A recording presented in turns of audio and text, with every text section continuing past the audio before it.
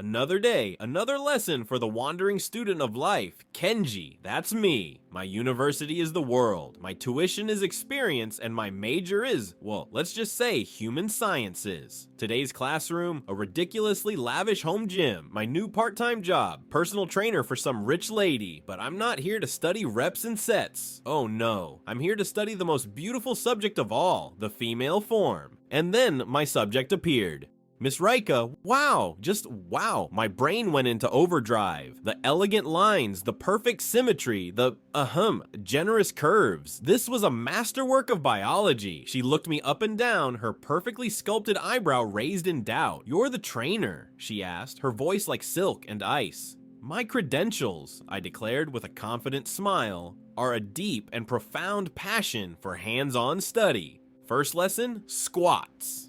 The foundation of all great foundations. Lower, I instructed, my eyes glued to her movements. Keep your back straight.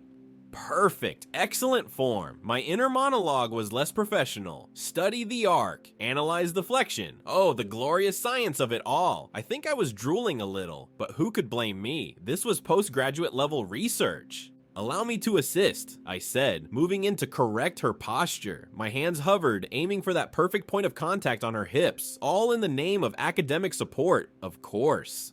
Suddenly, I felt a chill run down my spine. Her glare was so intense it could cut steel. Touch me, she said, her voice dangerously low, and your studies will be permanently concluded. I leaped back as if electrocuted. Yes, ma'am, observation is key.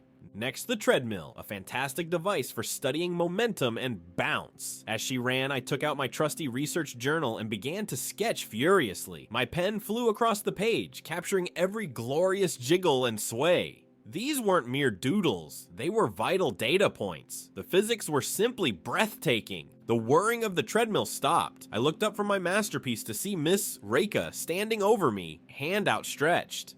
The notebook. My blood ran cold. She snatched it before I could protest. I watched in horror as her face shifted from neutral curiosity to a shade of crimson I'd never seen before. What, she hissed, is this?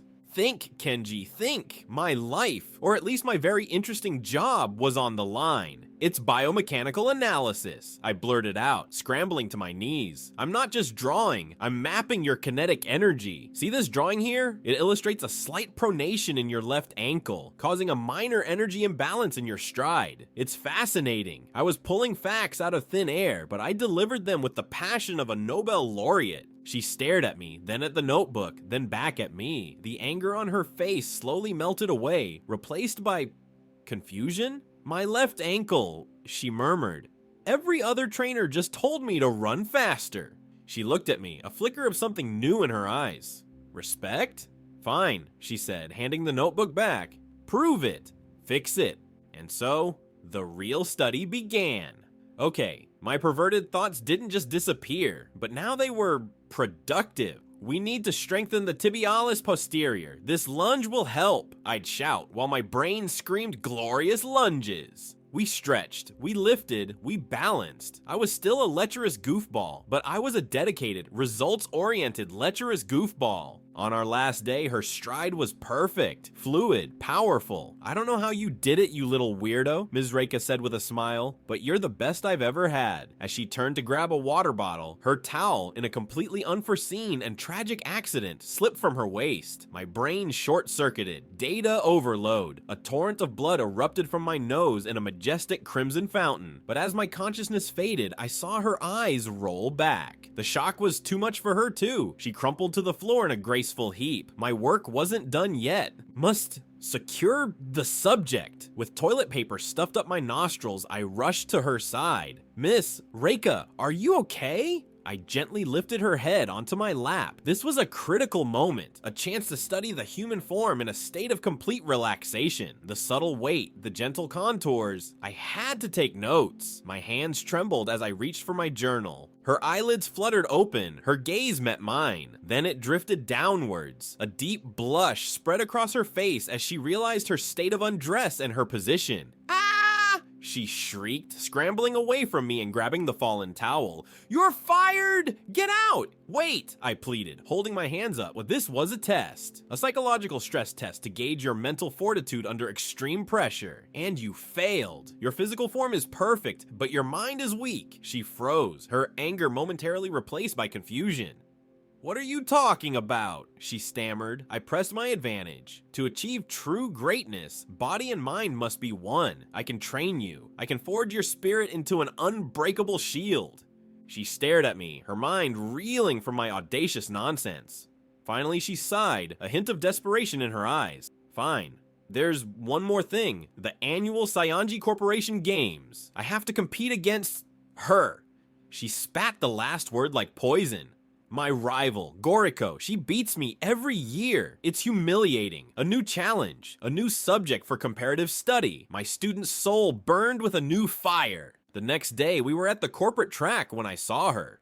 Goriko. If Ms. Reika was a finely tuned sports car, this woman was a monster truck. Muscles bulged from every inch of her body. She was laughing, a deep booming sound as she crushed a protein shake can in one hand. Well, if it isn't little Reika," she bellowed. "Brought a little boy to train you this year? How cute." The first event was swimming. This meant a whole new frontier of research. "The key to swimming," I explained authoritatively as Miss Reika stood hesitantly by the pool, "is hydrodynamics. Your body must become a torpedo slicing through the water with minimal resistance. We must study every curve, every angle to maximize fluid displacement." My eyes, hidden behind my research-grade swimming goggles, were practically spinning. She dove in. Magnificent! I ran alongside the pool, my notebook in a waterproof bag, shouting instructions. "More hip rotation. I'm detecting a slight drag coefficient from your posterior region. Engage the glutes to create a more streamlined flow." It was pure science. Beautiful, glorious, wet science. "Stop!" I yelled. "I've seen it," she surfaced, annoyed. "I've been watching the undulations of your upper torso," I said, trying to sound professional. "Your left latissimus dorsi is firing a fraction of a second slower than your right. It's creating a microvortex. If you focus on pulling with your left side first, you'll be like a shark." She tried it. Her eyes widened as she shot through the water faster than ever before. Next, cycling, another fascinating field of study. The symbiotic relationship between human and machine. The posture, the power transfer, the tight-fitting shorts. "The bicycle is an extension of your body," I lectured, circling a ridiculously expensive racing bike. "Your form must be perfect to achieve maximum wattage. Allow me to make some adjustments. The seat height is critical," I explained, my voice trembling with academic fervor. I tapped the seat. "Please, mount the machine." As she got on, I knelt behind her, my eyes level with the seat. "Now, pedal slowly. I need to observe the precise angle of your knee at the apex of the downstroke." My nose was inches away from the action. This was the most important research of my life. I felt a familiar trickle. "Damn it, not now." "Still playing with your little doll, Reika," a voice boomed. Goriko stood there, flexing a bicep that was bigger than my head. "While your boy toy is measuring your butt, I've been deadlifting sedans. This year's trophy is mine." Miss Reika glared at her. "We'll see about that, Goriko," she said, her voice cold as ice. The fire of rivalry was lit. It was the day of the Saionji Corp Games. The atmosphere was electric. I was in full coach mode, a towel around my neck and a whistle in my mouth. "Remember the lessons," I shouted as the swimming portion began. "Be the torpedo, feel the hydrodynamics. Let your glorious glutes guide you to victory." Miss Reika, to my surprise, gave me a determined nod before diving in. She was magnificent. She won the swim thanks to the micro-vortex theory. She kept pace with Goriko in the cycle. Her form perfect. It all came down to the final run. They were neck and neck, two goddesses of the track.